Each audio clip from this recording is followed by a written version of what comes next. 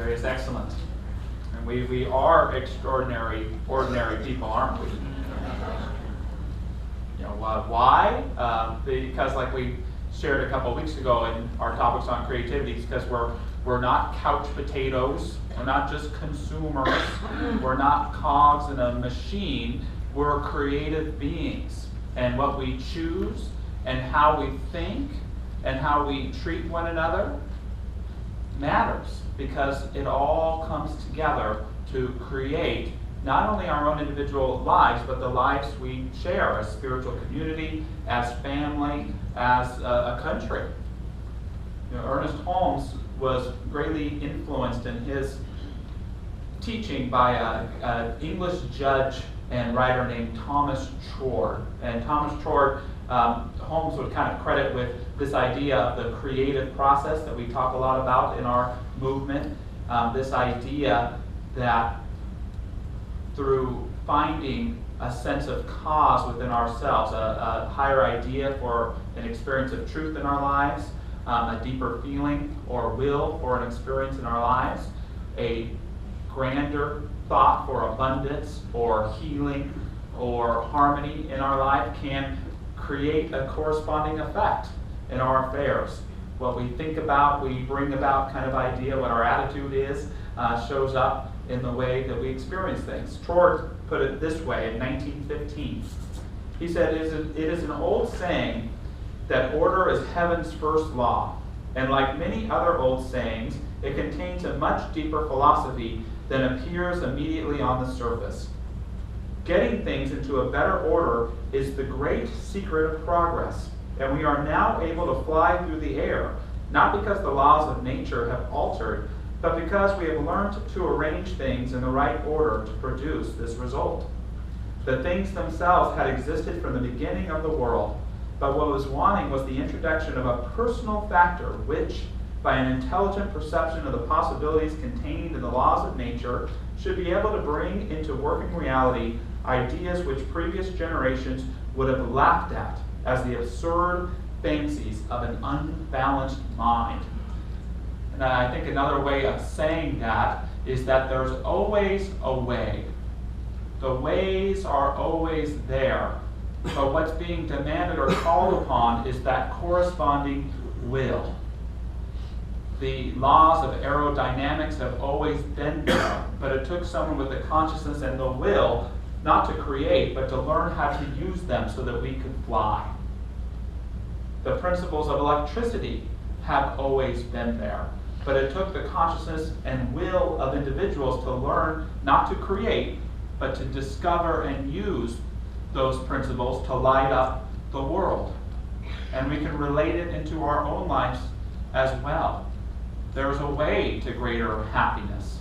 There's a way to a greater sense of wholeness and health. There's a way to deeper and more profound connections in our relationship. But is there that corresponding will? Trord talks about the ideas in previous generations that would seem silly to be happening or taking place. I think the decision by the Supreme Court on Friday is one of those things that even to me 15 years ago would be surprised to see the Supreme Court come through this creative process. Amen. To see such a great declaration of equal rights for heterosexual couples and same-sex couples. But it shows the amazingness of the creative process, but also the friction that sometimes happens in the creative process. The creative process is hard work because sometimes that will for something better isn't always the will that's present, is it? Sometimes there's wills that create friction or stand against what a greater love or a greater cause of being would want to do. I felt in Justice Kennedy's speaking for the court in his decision, he did a good job of bringing up the challenge that those, especially gays and lesbians, faced in the cause for equal rights for all of our citizens. He said something interesting. He said, the nature of injustice is that we may not always see it in our own times. Isn't that the truth? He says, until the mid-20th century, same-sex intimacy long had been condemned as immoral by the state itself in most Western nations, a belief often embodied in the criminal law. For this reason, among others, many persons did not deem homosexuals to have dignity in their own distinct identity. A truthful declaration by same-sex couples of what was in their hearts had to remain unspoken.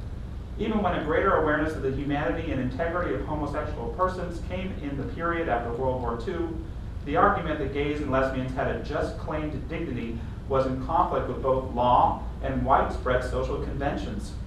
Same-sex intimacy remained a crime in many states. Gays and lesbians were prohibited from most government employment, barred from military service, excluded under immigration laws, targeted by police, and burdened in their rights to associate.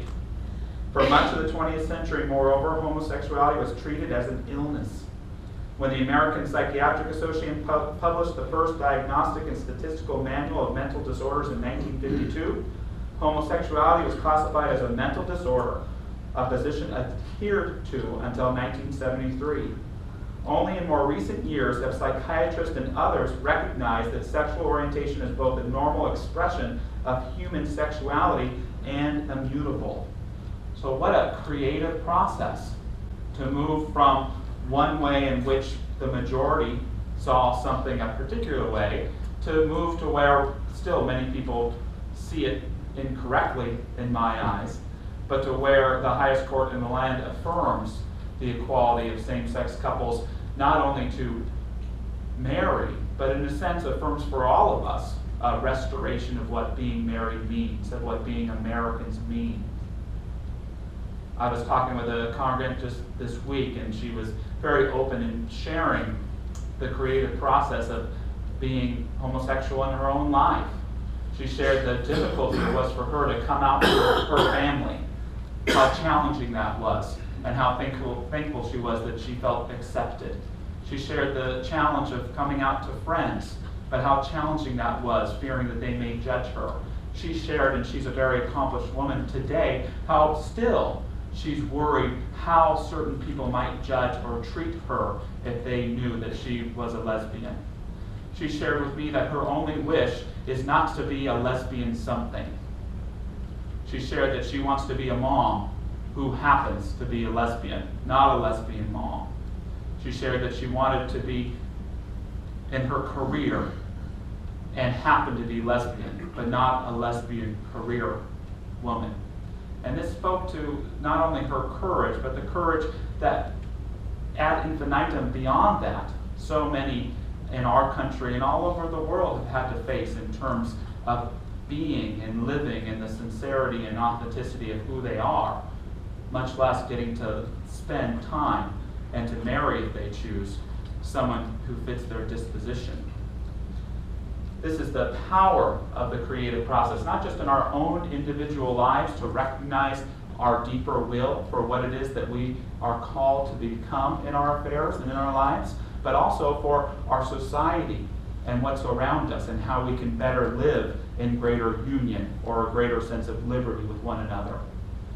I wanted to come up with some cool examples about how the creative process works in our lives, and I thought about it, and I thought that the best examples I know of the creative process are actually the people in our church and in our community. So opposed to telling stories or reading out of a book, I'm going to invite a couple of our congregants to get up and share about the power of the creative process in their life. And the first person I'm going to call up is one of our almost brand new licensed practitioners. We're really grateful to have her music and her voice with us on a regular basis, and that's Tina Carson. So let's hear it for her.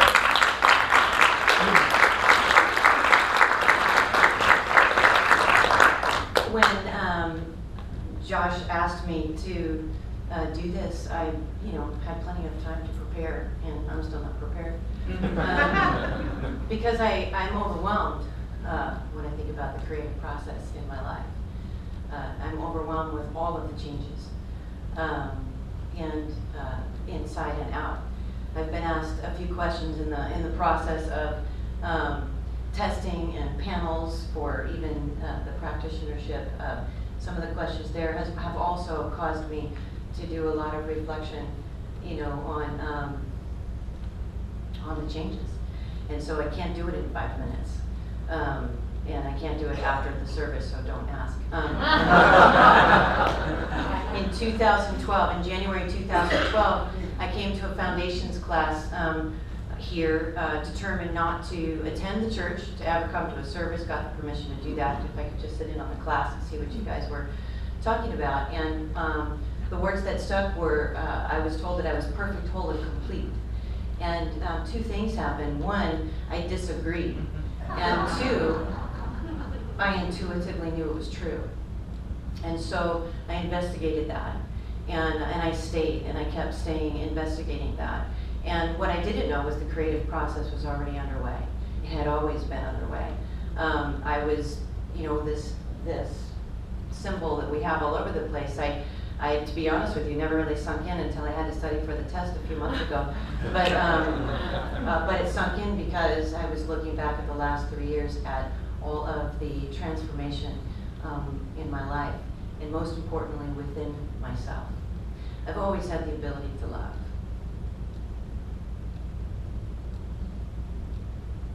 I have always had a deep ability to love you deeply. But what I learned was it was not sustaining, because I never had the ability to love myself.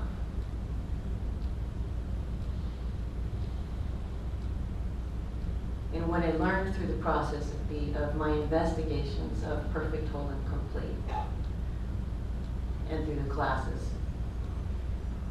was that there's an essence of Tina. And it's a unique expression of a one mind, of a one God, of a one force, of a one us. And so I went further and investigated that essence of myself, and I learned to embrace all of what you said that I had, and all of what I was afraid of admitting that I had. Whether it was, you know, innocence or weakness or the ability to hurt. And I learned to accept all of me, and I learned to forgive, and I learned to have gratitude, and I most importantly learned who I am. And then I fell in love. I fell in love with that and began to practice. You know, I love what Josh is talking about because the practice isn't easy. You know, for a while there, it just felt absolutely naked, incredibly vulnerable and naked. And I feel that way. I feel vulnerable right now, but I don't feel naked.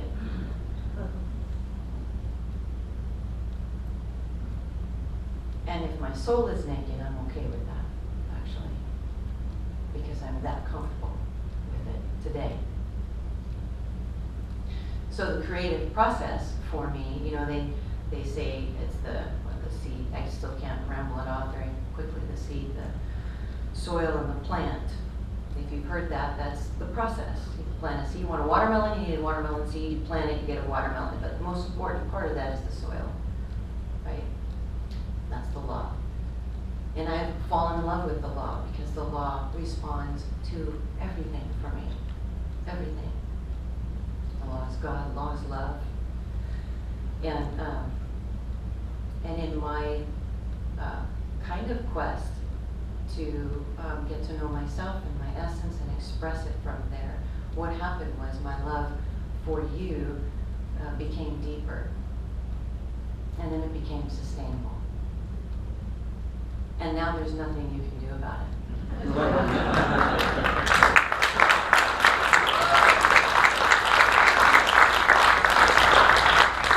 But what has become more important to me than what you could do or not do about it is that you get it.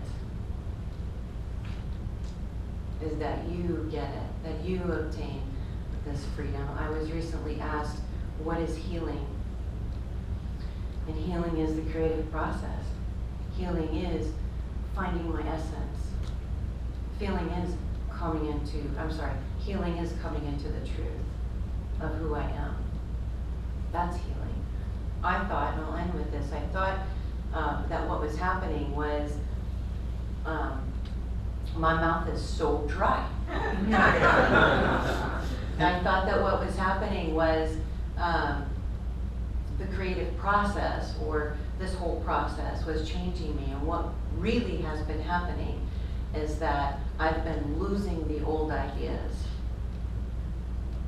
and replacing it with the truth of who I really am, perfect, whole, and complete. That it has been, is me, and always will be me the whole time. And that's the truth for you. That is the absolute truth for you. And so my hope, is that Josh is going to come and mention willingness again. And what I've learned is that it only takes a little bit. It only takes a little bit of willingness and determination, and a little step at a time to get there. And there's lots of us that believe the truth for you.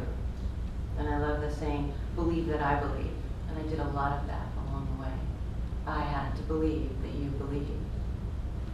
And now I'm going to believe for you. And I just know that it's the truth.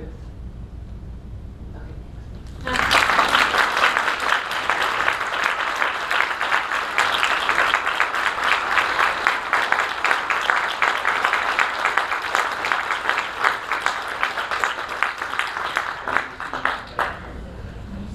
Jack Foster, in his book about how to get ideas, it's really about our central theme of the month, which is how do we build our lives with divine ideas. How do I live my life with the foundation of divine ideas? And he gives us the metaphor, inviting us to imagine that we're on top of a 40-story building, and there's a steel beam connecting the building to one across from us.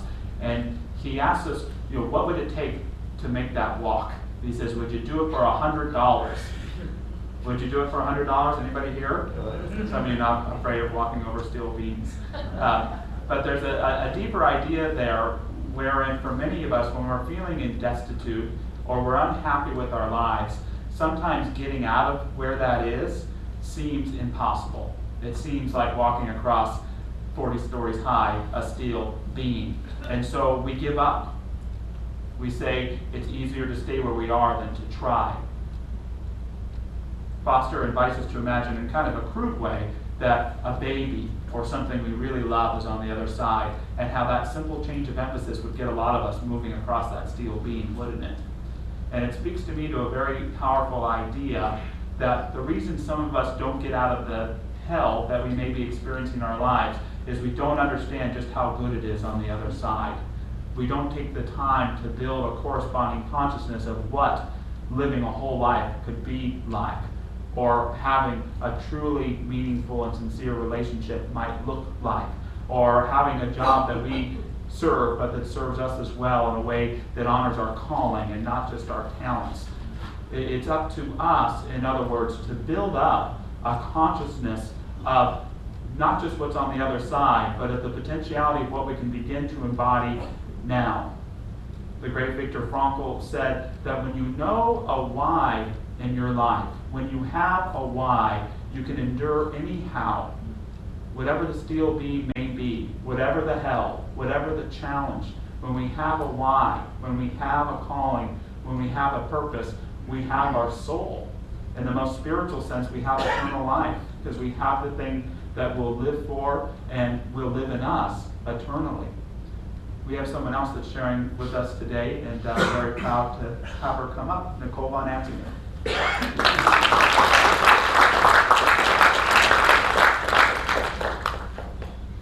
So, thinking back on it, I definitely give Thomas Trauer a large amount of credit for my sense of becoming.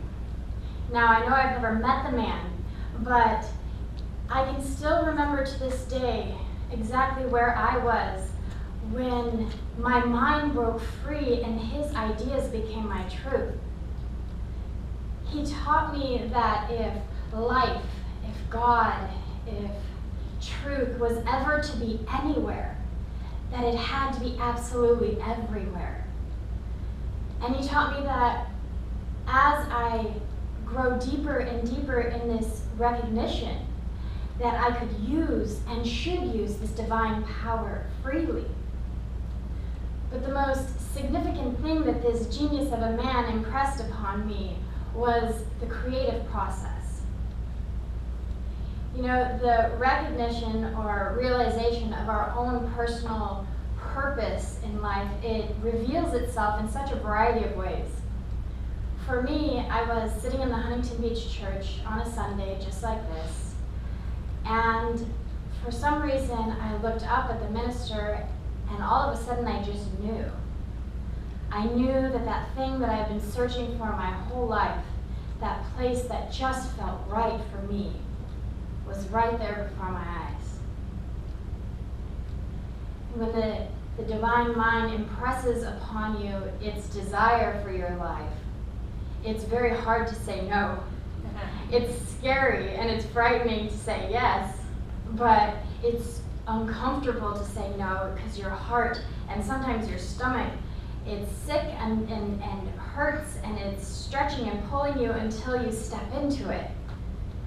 And so I said yes, long before I let anyone know, long before I myself knew if I really could do this. I said yes. The creative process, it's always working. That's the amazing thing about it. But when we become conscious of it, and we become conscious co-creators with it, we gain the ability to direct it. And knowing this, I developed a definite and clear mental equivalent of the spiritual leader that I desire to be. And then I let it go into the mind of God, into the law to do its thing. And waiting patiently for intuitive nudges, I had the sense to move over to the Seal Beach Church, or the intuitive nudge that told me to have faith in Reverend Josh and to say yes to whatever he asks of me. Because the universe, it rearranges itself to provide me with everything that I need to see this purpose, this vision through. But it is up to me to hold that vision. There's a song that my mom used to sing in the car, and it goes like, hold on loosely, but don't let go. If you cling too tightly, you're gonna lose control. And these lyrics remind me of instructions on what to do with this vision or this purpose or this idea that the mind is impressing upon you. I have to somehow hold my vision and keep it at the forefront of my mind, and yet simultaneously never putting any limitations on it. I have to hold it loosely. If we get one thing, if we remember one thing from this morning, let us remember this, that we are the creators of our world, that absolutely no dream is too big. I believe Friday showed us that. There is no dream too big. We are not limited by anything but the limitations we put on ourselves. See, the creative process, it is absolutely normal, absolutely natural. It is the giving birth of the divine possibilities. And we are the conduits by which Spirit gets to express its one perfect life. This is exciting. Let us use this. Let us become so conscious of it in us, as us, that its activity in us as individuals, it'll seek fulfillment and it'll just express itself. And using this, all of our dreams, all of our desires, they will see the light of day. And thank you so much for letting me share.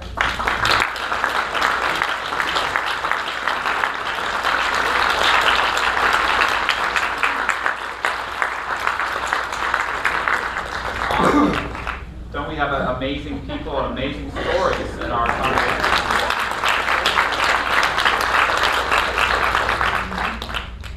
I want to read as well, many of us read them over the weekend, but the culmination of Justice Kennedy's words. And I invite us to take them in terms of the theme this week of the creative process as words for all of us that not just bless, but redefine or reinvigorate our understanding of what it means to be human beings, what it means to be married, what it means to be Americans.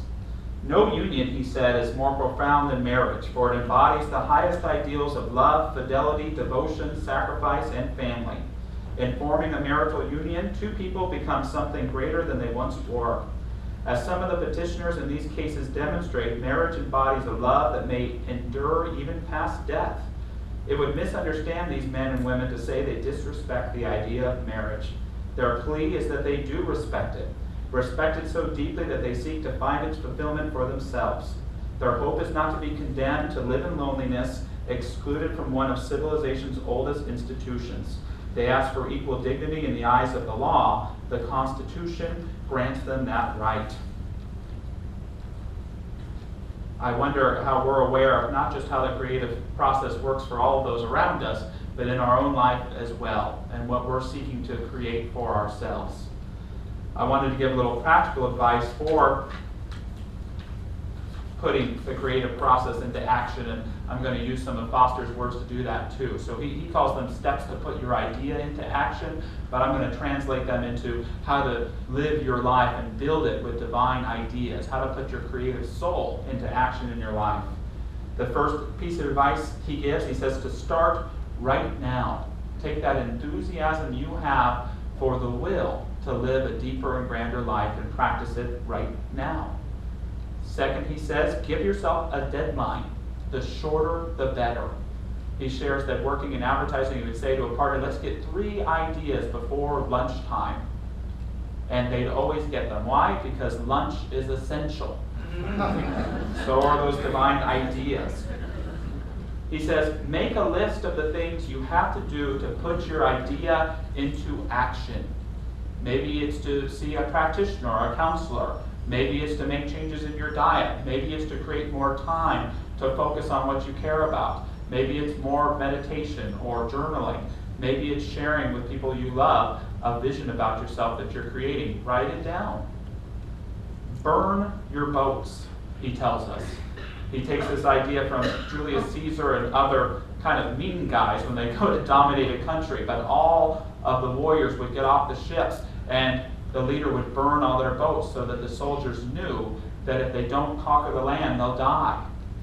So burn your boats, burn your excuses. Give yourself no reason or no other choice but to accomplish the goals in front of you.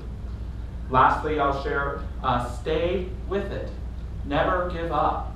Foster speaks to the idea that creativity is awesome, uniqueness is often awesome, who you know is awesome, where you come from is awesome, but nothing is as awesome or as powerful as your own persistence and determination. And so the central question would be, how committed, to take a line from Tina there, how committed are we to the truth of who we are? And when we realize and embrace and understand just how powerful the truth of who we are is, we can use it to demonstrate what may seem to others like miracles, but we can know within is only the natural progression of being the extraordinary, ordinary people that we are. So I leave us with that question. I thank again so much those who shared with us, and thank you for being with us. Thank you.